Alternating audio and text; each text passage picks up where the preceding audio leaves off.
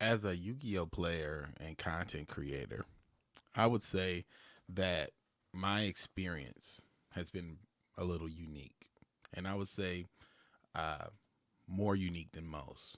You know, you've seen me do things on this channel that were all for good fun. You see me do things on this channel where I was very serious about like my craft, serious about what I was doing, and you've seen me do things where I've collaborated with folks and worked with other people and even worked with Konami a couple times. I would definitely say one thing that I have noticed over time, and I don't think Yu-Gi-Oh players talk about this, think about this, or even, you know, the vocal ones don't care about this, I would say. But I've noticed that people who create Yu-Gi-Oh content, people who make Yu-Gi-Oh YouTube channels or Twitch or whatever, it's all stems from the passion, right? You believe that something about this game is worth sharing. And regardless of what motivates you, I can definitely understand why someone may start. But I have been seeing something that I think is pretty alarming. And I've been seeing it ever since I started making content. Now, I make pretty earnest content on this channel. You know, the content that I make is content based off of the things that I know, the things I've experienced. It's based off of how I feel about the game. And I take on a full persona here on this channel. I feel like, if anything else, I'm a duelist first and a YouTuber second. Um, and I think that's the best way to define me, if you had to define me in some way, shape, or form. But what I've learned is that a lot of people join the Yu-Gi-Oh YouTube community as a viewer, obviously, and then they're inspired to become content creators. But being a Yu-Gi-Oh content creator isn't the same as being a content creator. And I think that what happens is a lot of time these Yu-Gi-Oh content creators get burnt out on YouTube. And because they're burnt out of YouTube, they can't say that YouTube is the problem, right? Because you got people like Kai Cenat, iShowSpeed, and all these other guys who, before they were doing their mainstream game, they were just yapping and yelling. And these people seem to have gotten on for nothing. And you think you're putting effort behind your content, and that's something. And you think something is better than nothing, and you run into a paradox where others are boosted over you and you're not getting any play. I've seen Yu-Gi-Oh content creators come and go who's made excellent content. And I think what kills them in the end, what really makes them exhausted and burnt out, isn't that the audience doesn't appreciate their content. And it's not even that the algorithm isn't serving their content. It's just that energy that they spent creating content, they could have spent being a better duelist. And that might mean one thing or another to you, but let me kind of explain what I'm saying. I was extremely frustrated with the game, and not with the game of Yu-Gi-Oh or Master Duel or Duel Links. I was frustrated with the game of YouTube. And YouTube, like you say, or like you may have heard, comparison is the thief of joy, you know? And what am I comparing? I'm comparing my skill as a duelist versus my I want to call it analytics as a YouTuber. And those two things don't correlate. But then over time, what I've noticed, and this is not necessarily with me because I wasn't actively participating for this to happen, but I guess maybe you could say Duel Links maybe. But over time, people are playing the game, playing to do content, playing to, you know, grow their YouTube channel, and things don't take off. Things don't hit like they're expecting. Things just don't manifest as they desired, as they pictured it. And because it doesn't manifest, they quit Yu-Gi-Oh! They quit the game. And they always tend to move on to some other game. And those people never branch off. They never branch out. And you might say, why is that? You know, like, what's the purpose of that? Like, why would someone who's clearly got skills to make content, build an audience, be consistent with the YouTube metagame, why does it not seem that they can pick up in other topics? I will tell you my hypothesis, and then you can let me know what you think in the comments. Because essentially, I believe these people have their hearts and minds still locked in the game, but they've allowed YouTube to corrupt their expectation of what they're supposed to get out. Like, the ones that are like world champions and things like that, the ones that are actually like doing things where content isn't a part of their overall strategy or something like that, these people are actively competing, working, doing all kinds of stuff. But this YouTube thing just isn't popping off. And again, I watch a lot of, I want to just say, ordinary videos where people just talk like this and explain what's going on about things. And especially when it comes to Yu-Gi-Oh content, I don't really watch Yu-Gi-Oh content at all. And that's something that I've also seen and understood. You know, I don't watch Yu-Gi-Oh content because when I'm watching, I'm looking for something real. I'm looking for another person like me, a player, someone who has embodied themselves as a duelist, and that's what they're broadcasting on YouTube. And you don't have a lot of people doing that. Most people are trying to be funny. Most people are trying to be entertaining. And dueling is the entertainment, but it just doesn't happen in a way that's easily digestible for the masses. So why even say all this? Like, what does that even mean? All I'm saying is I think that it's way more upside. There's way more potential to be a real person and a real Yu-Gi-Oh player and a real duelist, because right now there's a lot of players, or not even players, there's a lot of people and things getting clout and getting attention and getting things swirling around it. And Yu-Gi-Oh is actually doing great right now.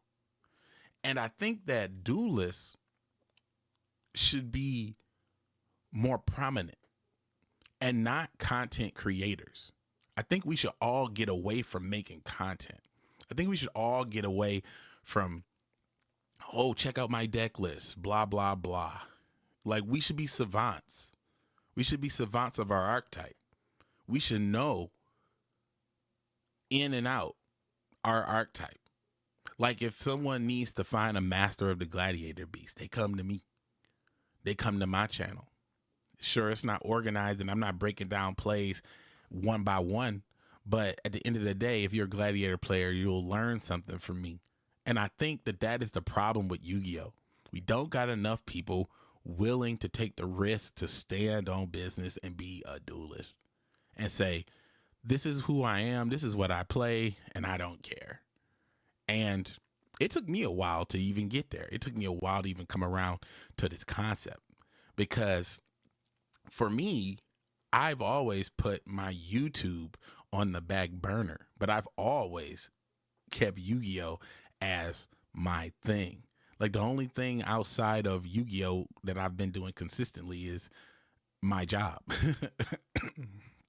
And essentially, outside of the job, when the job, quote unquote, career blew up, changed, and is nowhere to go back to.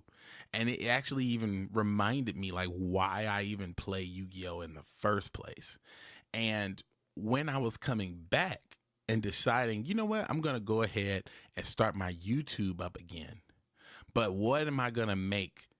You know, like, what type of videos am I going to make? At first, I was going to return to my style. I was going to return to making videos like that. But I made those videos in the sense of I'm hoping that someone sees this and it goes viral. And I honestly feel like that's just kind of dumb now at this stage, at the point where YouTube is oversaturated. People's viewing habits are different. People's incentive to watch certain types of videos have been altered. And not to mention the different age groups that are flowing in and out of the channels, different people all the time. So me personally, I found that there's value in separating YouTube and Yu-Gi-Oh. I found that there's value in keeping those things segregated. We should not allow our identities as duelists to be wrapped up into YouTube content creation, so much so that if YouTube doesn't work out, we want to quit dueling. And I've seen many YouTubers this year quit dueling because what is it that they make content about all the time? And now let's talk about this content, because it's not art. It's not a video. It's content. Let's talk about content. This is a video. This right here is a video. This is a real video of a person explaining an idea in their mind. It's not all super animated and got a bunch of things and bells and whistles to keep your attention. It's just a regular video about a subject and a topic that I want to discuss. But let's talk about content. I define content as the ban list is going to change everything. I define content as, oh, Yu-Gi-Oh's bad. Oh, it's time to quit. Or, oh, they're going to be playing this card and it's going to be all the money. Oh, it's too complicated. Oh, it's too broken. And they sing the same song every damn day, every damn week. Even when they're reporting on the news, it's the same damn news. Nobody's fucking dueling and talking about why they're the best duelist. Nobody's dueling and talking about why their archetype is the best archetype. Everybody seems to just be either chasing money or the algorithm, which is money indirectly. And for Yu-Gi-Oh and YouTube, I would say, not saying that you can't make money, because you got to make money. You know, shoot, I want to make money. That's my books right there. But I'm saying, like, the whole concept of tying your identity as a duelist, as a player, to your YouTube, so much so that if YouTube doesn't work out, you want to quit dueling, I feel like you're missing out big time. And I can understand why you're burnt out, because if you don't have a favorite deck or an archetype that you've put the work in, that you've grinded with, that you know you can defeat any duelist with, if you don't have something like that, or I refer to that as a main deck, if you don't have a main deck, something you've been building on and iterating on for years, sometimes it's hard to stick in there. Because, like, everybody wants to beat the game, right? Like, you know, you play a video game, it gets to the end, runs the credits, right? Where there's no credits in Duel Links. There's only a knowledge of knowing that you are the best, or bragging rights, or clout. You know, you get your acknowledgments and achievements, and that's the clout. You know, you're at King of Games, or whatever the case may be, Diamond Rank, whatever the case may be. And I'm saying Master Rank, whatever the case may be. But I'm saying if you're able to get those things, these are the little badges of honor that you can get that tells you that you are a good player. And a lot of people are playing for just that. But that's not enough when you get on YouTube or Twitch. And the funny thing is, too, a lot of people lack skill, which is why I wrote the book. A lot of people lack skill. A lot of people don't understand how to deeply play the game in a competitive setting. And they get on the YouTube and Twitch and they leave their comments and they're talking about how good and bad someone is. You're demoralizing this guy in real time. He's already not the best, you know, and he knows it. And he's trying his best, and they're going in on him in the comment section. So imagine someone who isn't doing the best, isn't getting the views, isn't getting what they want, and then that does reflect back on the YouTube channel, and they go, well, other people are making money on YouTube, it can't be the YouTube. And I mean, shit, it can't be my fault. Gotta be Yu-Gi-Oh's fault. And I mean, yes, you can easily point to Yu-Gi-Oh and say that it's hard and it's a waste of time, and you can put all this other stuff on top of it. But Yu-Gi-Oh, just like anything else, is just a source of joy, a source of happiness that you have found that is so unique to you. It brings joy inward, your enjoyment. It brings it in. You're enjoying it so much that you got to share it with the world on a global platform. And the initial passion of your sharing got you started. But as you continue to go, the cycle of YouTube Yu-Gi-Oh content drains your soul. And how many times as a viewer am I going to click on a video talking about, I don't know, Purple Squirrel card X and its amazing abilities and how broken it is? How many times am I going to click on that video? And then that card is released, and then they say, Pokemon Squirrel card X is not as good as we thought. And now all of a sudden the prices are down. And now we're talking about how the prices are down for that. And is this the end of Yu-Gi-Oh? And it's the same conversation. SB Little Knight, for example, is the same thing. So my whole point in reasoning to even say this is to do just this, to do just that. Create more content, create more videos like this that we can use as real conversation starters about real subjects, about real topics in the Yu-Gi-Oh community. Because I don't know about you, but in case you're not self-aware of what type of game you're playing, let me explain something to you. Back in the day, you know, when all this stuff started, you know, Yu-Gi-Oh was the reject game. Yu-Gi-Oh was the game that the kids played and the other kids just didn't understand. Then when it got bigger and it was 2005-ish and we could get on YouTube and we all start posting our little stuff on YouTube, YouTube wasn't that big a site. It wasn't mainstream. It was just another place for us to get together to talk about our niche. And in the beginning, it was very good. But then over time, YouTube got formalized and monetized. So then that means the content creators are going to come to alignment with that.